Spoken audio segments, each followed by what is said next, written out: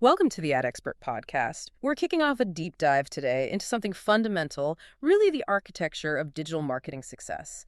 How to structure a perfect Google Ads campaign. Yeah, and this is it's such a critical topic Yeah, because that structure, it's what turns your ad spend from just, expenses into an actual ROI generating machine. right. Get the structure wrong, and well, every dollar you spend is kind of fighting an uphill battle. Totally. And look, our blueprint for this discussion comes from some serious expertise, specifically from Ad Expert. They're a Los Angeles-based online marketing and web development agency, and they've spent over a decade really honing these strategies in tough local markets, too. And beyond LA now, right? Yeah, and they leverage innovative AI tech to keep clients ahead. They know it's not just about having a big budget anymore. No, not at all. It's about hyper-efficient alignment, getting everything lined up just right.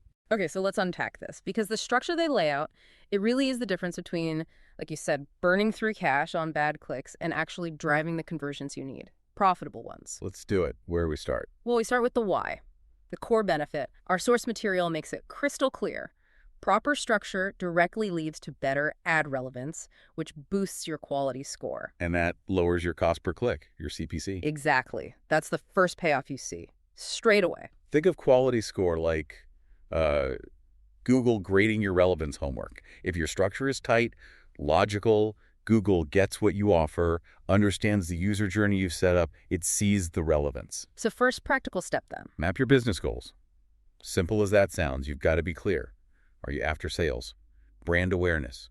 Just getting traffic? Generating leads? What is it? And once that goal is crystal clear, the campaign type sort of falls into place. Right. And the advice here is pretty strong. If you're primarily after direct response, leads, sales, you absolutely start with search campaigns. Search campaigns. Yeah, search captures that high-intent traffic. People are literally typing in the solution or product you offer. Display campaigns, they have their place for visibility, top-of-funnel stuff, branding. But for conversions, search network is your foundation. Okay, but let me push back slightly there. If we only start with search, aren't we maybe missing out on people earlier in the funnel, people just starting research? How does this framework handle building awareness while gunning for those conversions?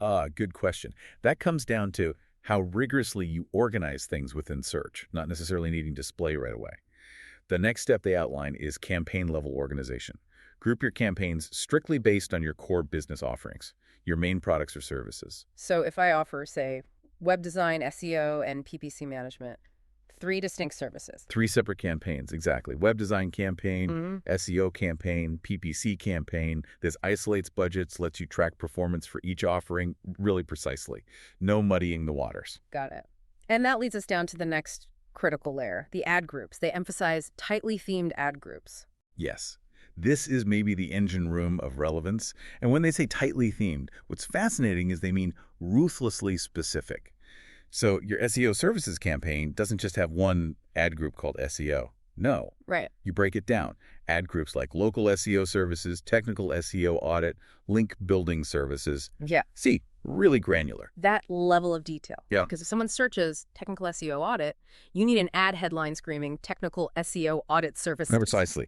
That immediate match, that alignment, it tells Google, hey, this ad is super relevant. And that, maybe more than anything else, sends your quality score up and pushes your CPC down. It all connects back. Okay, structure is key. Now let's talk keywords, the heart of search, right? Absolutely. And the strategy here is about finding the right balance, reach versus precision. You need a mix of the 3 main match types, but, and this is important, but the way we use them is evolving, partly thanks to AI in Google Ads. Okay, let's break them down. We start with broad match, still. Yes, but carefully. Broad match casts the widest net. It helps you discover new related search queries you might not have thought of. Good for exploration. Then phrase match, the middle ground. Sort of the workhorse, yeah. Balanced reach, but it keeps your key terms in the right order. Pretty reliable. And finally, exact match. That's for precision. Surgical precision. You're targeting users searching for that exact term or very, very close variations. These usually give you your best conversion rates. High intent. Now, you mentioned AI changing things. Right. So here's where the Ad Expert framework brings in some modern insight. Historically, broad match could be, well, terrifying. It could burn budget fast on irrelevant searches. Oh, yeah, seen that happen. But Google's machine learning has gotten much smarter. Broad match is actually quite viable again, and it's a big if you pair it smartly with aggressive use of negative keywords. Ah, negative keywords. Here's where it gets really interesting for budget protection, isn't it? Crucial. The sources stress using negative keywords not just passively but aggressively. So if you're advertising premium consulting services, you absolutely must exclude terms like free templates, DIY guide, cheap advice, things that signal low intent or the wrong fit. So negative keywords aren't just saving budget anymore. They're actively protecting your quality score too. By filtering out that irrelevant traffic, those tire kickers, you ensure the clicks you do pay for are from more qualified prospects. That reinforces to Google that your ad group theme is tight, your relevance is high. It keeps the whole system healthy. Okay, structure solid, keywords balanced and protected. Now the final steps in the chain, the ads themselves and where they lead, the landing page. Right. The connection has to be seamless. First, the ads. The advice is clear. Write 2 to 3 distinct ad copies for each ad group. For A/B testing. Constantly. You need to test which message, which hook resonates best, and every ad needs those core components. Main keyword in the headline, clear value proposition, and a strong, direct call to action. And those CTAs need to be really action-oriented, based on the examples like get a free consultation today or boost your sales with expert PPC help, no messing around. Exactly. Tells the user exactly what to do next. But that promise you make in the ad, it has to be instantly fulfilled by the landing pages they click through to. This link, they say, is non-negotiable. Absolutely critical for keeping that quality score high. Totally. If your ad says discount blue widgets, the landing page better feature those discounted blue widgets prominently. Plus, all the essential landing page elements must be there. Clear headline, echoing the ad, focused content, maybe bullet points work well, visible CTA buttons. And the two big technical ones, fast load speed Crucial. and mobile optimization. Absolutely essential. If that page takes longer than, say, 2 seconds to load, especially on mobile, you're not just losing that potential customer's patience. But Google notices too, right? Google notices. It penalizes your quality score, which, guess what? Drives your CPC up later. That lag is literally costing you money on future clicks. Wow. Okay, so structure, keywords, ads, landing pages, all aligned. Now, how do we pay? The bidding strategy. Right. There's a spectrum here, from full manual control to full automation. Choosing where you fit is key. So starting at the control end. You've got manual CPC. You set the maximum bid for each keyword yourself. Total control, but very time-intensive. Good for learning the ropes, maybe. Or very specific situations. Could be. Then there's maximize clicks. This is often good for beginners whose main goal is just driving traffic volume, getting data, figuring things out. Google bids to get you the most clicks within your budget. But maybe not the most qualified clicks. Potentially, yes. That's why for conversion-focused campaigns, you usually move towards smart bidding. Like target CPA. Exactly. Target cost per acquisition. Yeah. You tell Google, I don't want to pay more than, say, $50 to get one new customer. And the AI uses historical data and real-time signals to bid automatically, aiming to hit that target cost. Requires conversion tracking set up properly, though. Absolutely. Yeah. Need that data flowing in. Then there's enhanced CPC or eCPC. That's the hybrid one. Yeah, kind of a semi-automated approach. You set your base manual bids, but you allow Google's system to automatically adjust them up or down slightly based on its calculation of conversion probability for that specific auction. A bit of help without giving up all control. Okay, so moving towards smart bidding, like target CPA, that feels like a perfect link back to the whole ad expert philosophy you mentioned earlier.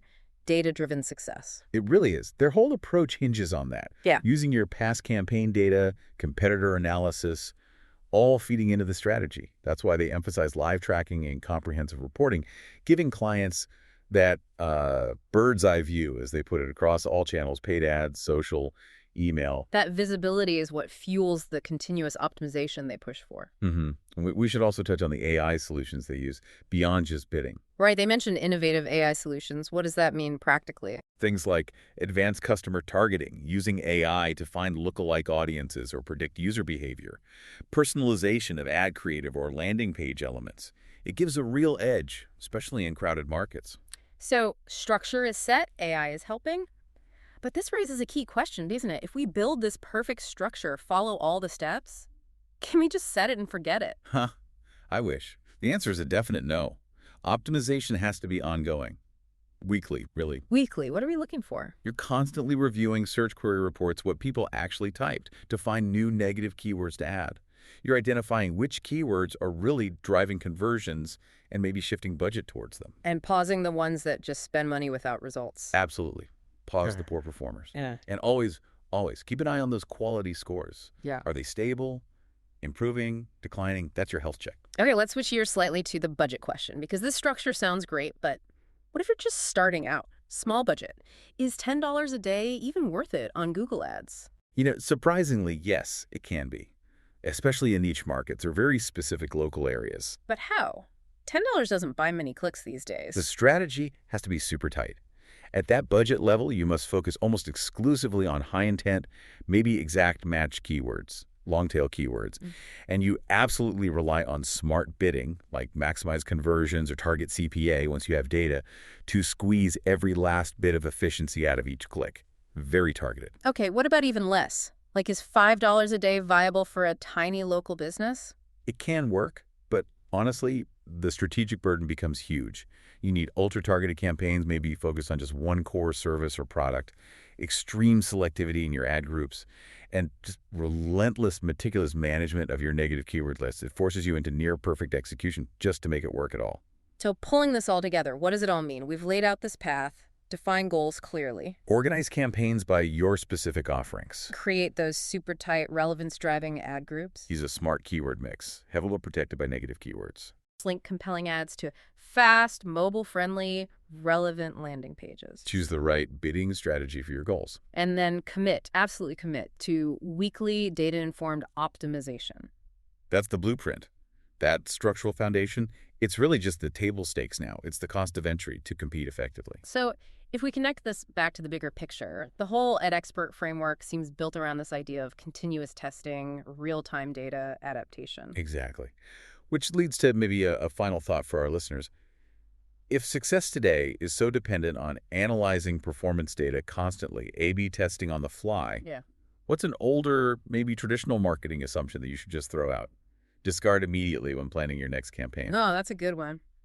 I think maybe the idea of a rigid long-term budgeting based purely on historical seasonality. Like the assumption that you can plan your Q3 budget and strategy in Q1 based only on what happened last Q3? With AI optimizing bids in real time, competitor shifts happening constantly. That old calendar-based planning feels, well, obsolete, doesn't it? Every week is potentially a new landscape requiring fresh analysis. I think that's spot on. The set it and forget it based on last year's calendar mindset is Mhm. dangerous now. Yeah. The structure gets the engine built. But that continuous data analysis, that's Right. the fuel, the steering wheel, the map, everything. Well said. All right, hopefully that gives everyone a solid structural foundation to build on or maybe refine right away. Thanks for diving deep with us today.